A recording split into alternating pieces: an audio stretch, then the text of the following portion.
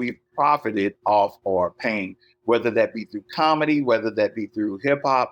Our pain, sadly enough, is what moves the culture forward. Welcome back to Teacher Tales, where we give you the keys to overcoming teacher burnout to find work-life balance and educational bliss if it still exists.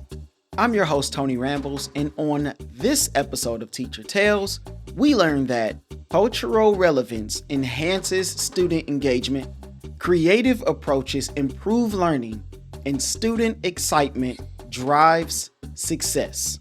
Let's engage, improve, and succeed together. Dr. JL, welcome to Teacher Tales. Thank you for coming on. Yo, I'm so honored to be on one of the hottest shows in Houston. Make sure y'all all click and subscribe. My name is Dr. JL Adolph, also known as the extra large professor of Dad Cypher Edutainment. And if you want to learn the tales or see what's in the teacher's lounge, you come here to Teacher's Tales. So I'm ready. Hey, we just need to have you open up every show for me. So I came across your profile on Facebook because that's where I do a lot of my networking with other teachers.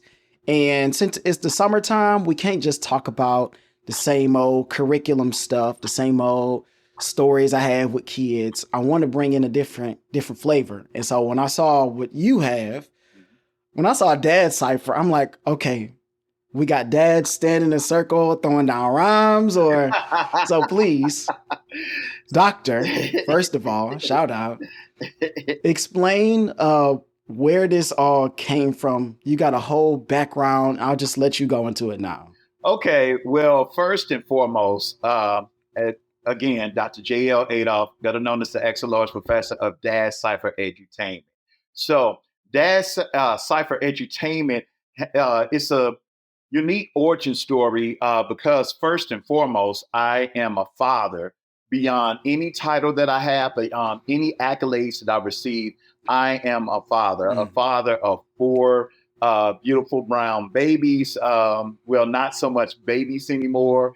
So, you know, that dad part, of course, is a given. I am a father, but also I have over 19 years worth of experience as an educator where I taught high school, where I've worked with ninth graders, where I've taught at Research One University, HBCU, Go LU, and then taught, and now currently at Georgia State University Perimeter College as a community college. But last but not least, the final element, the edutainment, comes from the fact that I have a background in spoken word poetry, but also my first educator in life was KRS-One with edutainment. I mean, hip hop was the birth of me wanting to become an educator. I grew up in the era of that, Pac, of growing up in the era of Public Enemy, King, Son, X Clan. So I grew up in that area where it was Black consciousness as well into it. So what I look at is I am a blend. Dad Cypher is really how do I make a cipher out of all of the different personas I have as a dad, as an educator, and as somebody who is birthed and born into hip hop culture. So, you know, so that's all of it. And what I do is help other educators to learn how to edutain. Specifically, my medium of doing that is this thing that I call hip hop therapeutic writing. A lot of our young people have been traumatized by different narratives, whether that come from family, whether that come from community, whether that come from the media. The way I look at it is hip hop therapeutic writing allows us to use the greatest elements of hip hop, which is that storytelling element, to really tell our story, remix our story. So really, I look at it, it's the 4 R's. I'm looking to rebirth. I'm looking to reclaim. I'm looking to remix. And then I'm really looking at to reconceptualize all of who we Mm. are in the form of our stories, because narrative is important.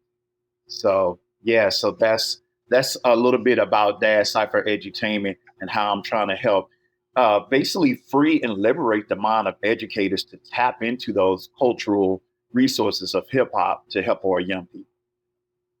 So when did you first start to marry the two? Because I know that sometimes I have to contain my excitement for some topics so that we can stay on topic. Right. So, as a person that loves music as well, and a lot of other things, because you mentioned like the writing part, Mhm. it's not just the hip hop, but then the education. So, how did you start to come up with the idea of I can marry these different aspects of my life and who I am and what I like into education to be able to teach people? Because I think a lot of times is especially in education, there's one thought of kind of like, I hate to say old school, It but is. the people who taught me, they do it one way. And then now the people who are thinking about things differently, I think they look at education a different way. So how did you start to kind of marry the two? And what was that like aha moment where you was like, I think this could work?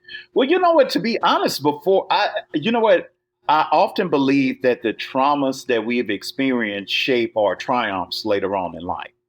And I would Mm. say my biggest struggle and my biggest trauma that I experienced, first of all, was born from a single parent household. And for the most part, I was not raised from my mother and father were both teenage parents. So my mom worked Mm. several jobs, so she was outside the house. My father pretty much was absent. So there was this sort of void that was there. So when it came to learning lessons on my story, masculinity, social emotional learning, and all of that kind of stuff, hip hop really kind of spoke in a voice that was Mm. different and made me feel heard and visible. So I would probably say the blueprint came when I actually heard KRS-One's album Edutainment, and the way he did this album. If you guys are Generation Z, you really need to go into the archives and look. If you go to this album, it's so dope. And I've seen other people do it because Lauryn Hill did it with her album too, where they had a concept album where the album was the classroom. So the Thank album you. was the classroom. It was like KRS-One was teaching these lessons. So I always had in my head that hip hop was always bigger than just, what you see. Of course, it's Hmm. bigger culture wise because people don't understand. You have the graffiti, the dancing, the emceeing, the DJing, and then you have knowledge. People always forget those elements. But KRS-One put that all together. And I just remember that concept. Edutainment always stuck with me. And I'm like, why Hmm. is it that education has to be stale, and basically you have to, it's like bringing the potato salad with the raisins to the picnic. That's Come on, how bro. education has been. And so, when KRS-One was doing it, I mean, he was dope. The way, I always view hip hop like secular preachers, and the way he was able to make Mm. the voice go up and down, and then you have the music. It remind me rather of what I seen in the black church, or it Come reminds on now. me of what I would see on the street corners when the OGs would have a certain bop with their slang that they would do, Yeah. and that sort of thing. So I always view my classroom as any space, not just the four walls of whatever institution. So I always kind of had that mindset, and I just kind of view uh, that the whole world. I remember TD Jake said something that stuck out to me. He said that his mama taught him the whole world is your university. And I've always had that Hmm. mindset. So it really wasn't that hard for me to have it. The only thing that was really hard is really being in spaces that do not want you to have that mindset. That was the Mm. most challenge. But yeah, that blueprint in terms of where that come from, it's just, I don't know. It's like hip hop has always been that space of learning. So I didn't know any better, so to speak. Fellow educator, have you ever been in a situation where you weren't able to be your creative self because of the environment? I'd love to hear more about those stories. Share it with us in the Teacher Triumphs Facebook group. There we link together as educators and beat burnout together. So you say your experiences shaped you, Mhm. and that shape is what you brought to the classroom. So how did you get into education saying, all right, I think I want to be a teacher? Whoa, okay. Now, see, this goes back into my trauma story again. So, I grew up, for the most part, fatherless. And when you're growing up fatherless, you have that wound inside you. No Mm, matter how much you may have, other people that try to pour in, it's still that wound, that it's not missing dad. puzzle piece that's in there. And so, for me, my first black male educator was my Mm. college English professor, Dr. Brian Carter.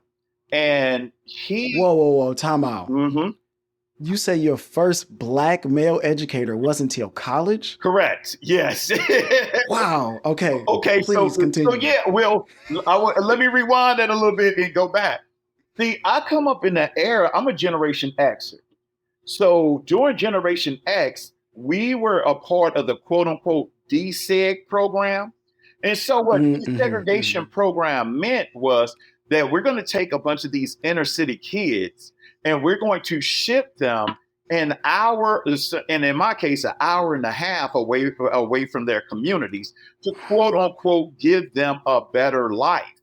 And so, but when I got there, what I saw was people that did not look like me, people who were not Mm-hmm. interested, and people who were interested in really maintaining their social distance. So it was no, I'm going to build this person better. And then I really started doing a lot of self education because Public Enemy, led me to Malcolm X. And then when I read Malcolm X, then I was like, self education. I was going checking out books and all of this kind of stuff to try because I was really educating myself in ways that the school couldn't teach me about, and that was me. Mm-hmm. So when I attended college, my first black male teacher is an African American lit, and it's something that I was, just a part of, just chomping at the bit to get.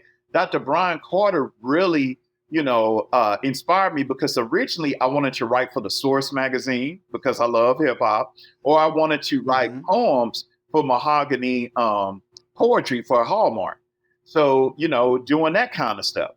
And I remember we had this long conversation, and he was looking at all the people who I admired in my writing, like the boys and Malcolm and all that. He was like, the one common thread that they have is they're all educators. And I was like, nah, I don't think I want to do that. But but but the way that man commanded his classroom. Now he's not a hip hop kid, Mm. but he was a Harlem Renaissance junkie. And the way he made Langston Hughes relate to our hip hop, and then he went technology wise, and he made basically a virtual reality Harlem Renaissance on Second Life back before it was really popular. Wow. And it just showed me that the classroom too does not have to be as limited as my K through 12 experience. So that, and also, he inspired me so much because I knew he was a father of two. And Mm. at that time, I was attending college as a father. So I came in as a non Mm. traditional student, as a dad, and I was just soaking up anything that he could give me in mentorship. So, it just kind of stuck with me. How did your experience as a father um, shape your experience of being in education and then now teaching? Well, you know what? I would say first and foremost, my experience was purely out of selfishness from the beginning. So when my son was born, and I'll just say this, it was purely out of selfishness at first. When my son was born, I looked and I said, I didn't want to be in the same situation that I was in with, Mm, with teenage mom who had to work a million jobs, being raised by a grandma, and a father that wasn't active. So when I looked, I knew at a very young age that very few people in this world were free. And so, I mean, even when we talk about, being paid, we're all wage slaves to begin. When you think about it, we're in slavery to wages. So I said to myself, if I'm going to be a slave, I want to choose who my master was going to be. And I wanted a master that would not have me bringing toxic energy home to my children.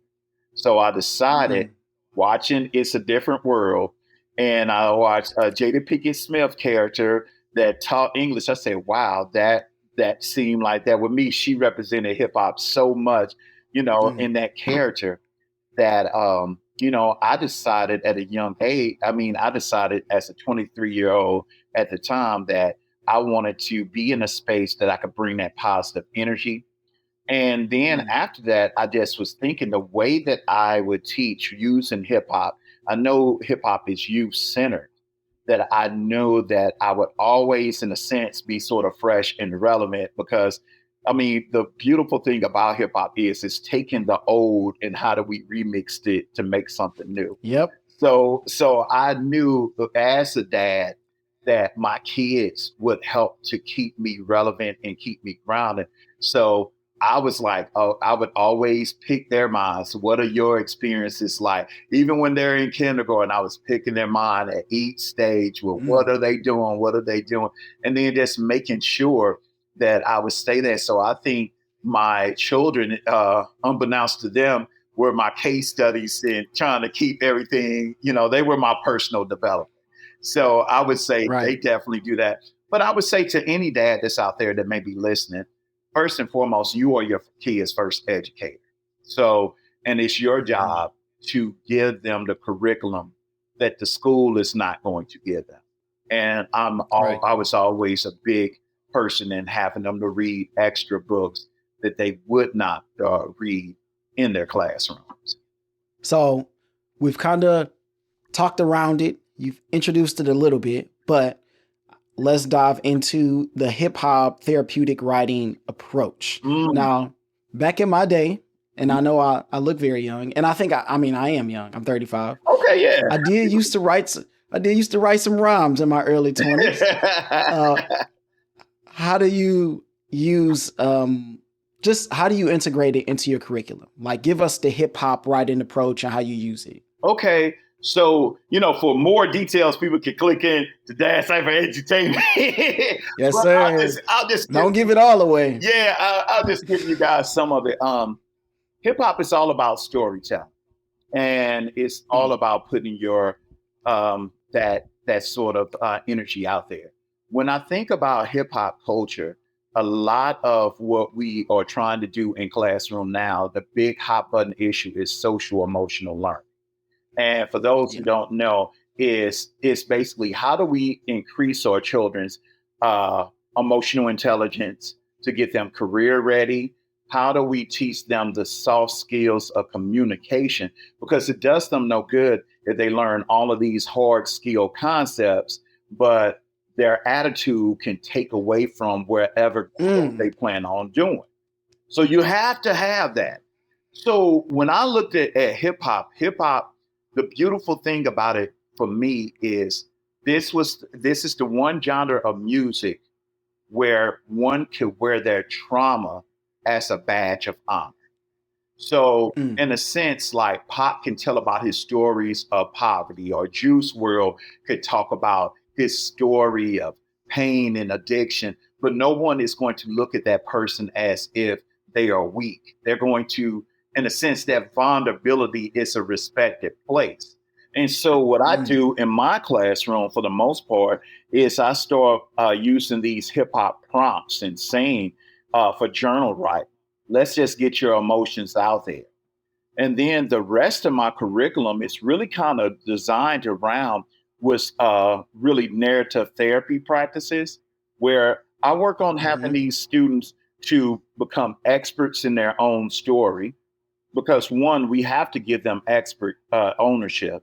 Number two, then we really look at those stories and deconstruct them. Like, are these really your narrative, or is this something that your family told you? Is this something that Right. your community said? Is this something that the media said? And so we really start deconstructing this writing. So the writing becomes a place where we could peel back these extra, what I call contaminants for your identity. Mhm. Then, third, we go into externalizing. And what I mean by externalizing is removing oneself from those from one's circumstances.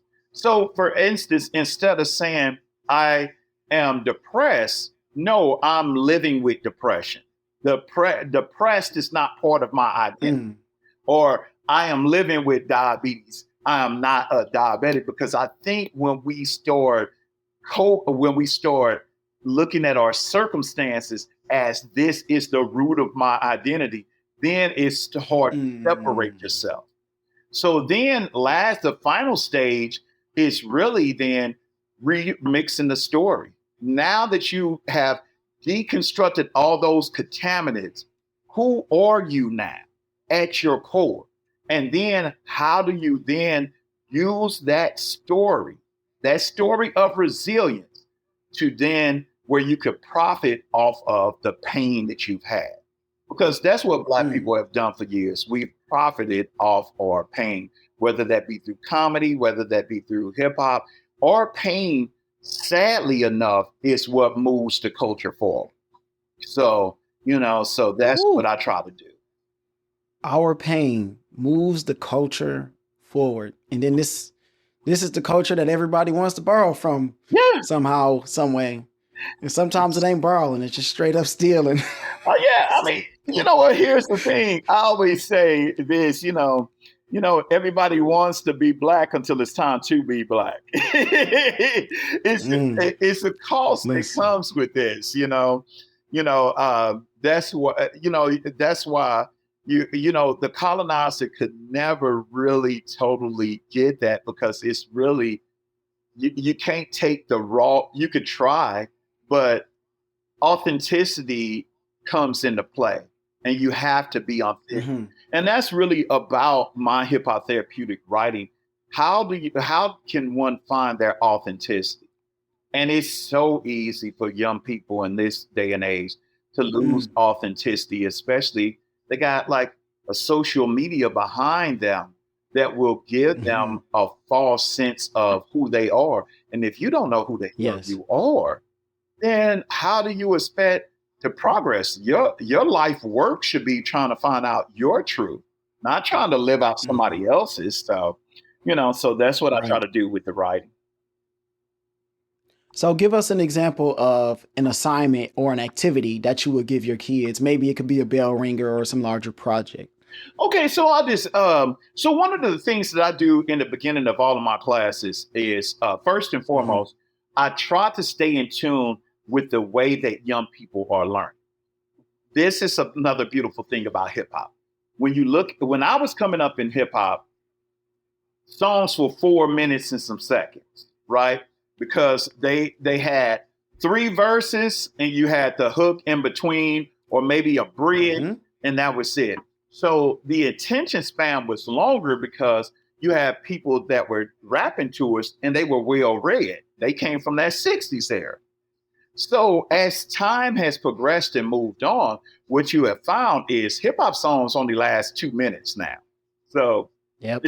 so you have two verses and the hook is said three times. So what does that mean for the classroom? So for the classroom, what it means is that I have to give my knowledge to students in spurts. So I'll give them 2 to 5 minutes worth of instruction, but then we'll may take 2 or 3 minutes for instrumental hip hop. Let them freestyle whatever they need to do to get that energy out, and then go back in. So that's one way that I do. So I constantly incorporate music and I constantly incorporate instrumentals. People do not understand, like, it's a lot of money that's put into teach students meditation and that sort of thing. But from a cultural standpoint, some of our deepest meditation comes from that music. It gives us a relief, Vibing. ramen and that sort of thing. I remember Dave Chappelle said something that was so profound about education. He said something when he was on the Dave Chappelle show that every black person needs a dance break. and, and I do believe that, I think you have to have a moment where you have to relinquish some of the dogma that's taught in education, like have these kids obey, have them sit in the seat, have them. It's all Come on now. military. So it's like give them a break and then let them get back into it. But one of the many lessons that I do is, I'll come in and they come in and they write on a hip hop prompt. Grandmaster Flash and the Furious Five had "Don't push me because I'm close to the edge." And then and Juice World, years later, would say, "I have PTSD. Don't stand close to me." That sort of thing. So he adds that into his rhymes. And then I have them to write one of the prompts I said, well, what is it out there that's pushing you close to the edge? And how do you avoid falling over? And see, one of the things that I'm trying to get them in that space of how do you process your emotions? Because when we talk about emotional intelligence, it's about self-awareness, self-management, motivation, empathy, and social communication.